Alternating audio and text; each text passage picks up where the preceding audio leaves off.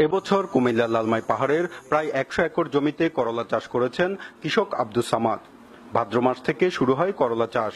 মাঠের এক প্রান্ত থেকে অন্য প্রান্তে যতদূর চোখ যায় সবুজের সমারোহ। করলার ভালো ফলনে হাসি ফুটেছে কৃষকের মুখে।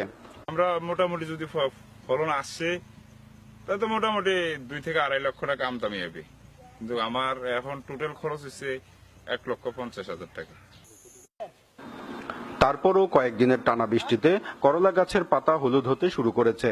দাগ পড়েছে গাছে ফলে থাকা করলাতেও। বৃষ্টিতে করলা ভাইরাস আক্রান্ত হয় বলে মনে করছেন কৃষক। কয়েকদিন আগের যে বৃষ্টিগুলা, এই বৃষ্টিগুলোর মাধ্যমে আমাদের ক্ষয়ক্ষতি অনেক হয়ে গেছে। এটার লোকে মনে হয় যে ভাইরাসের সম্ভাবনা আছে, এমনকি আমাদের কোনো খোঁজ খবর নিতেছে না কৃষক। প্রায় 4-5 একর জায়গা আছে। 4-5 একর জায়গার মধ্যে সবটাতে করলা, কইডা এবং সিম আছে। এটি বৃষ্টির কারণে আমাদের এটি নষ্ট হয়ে গেছে।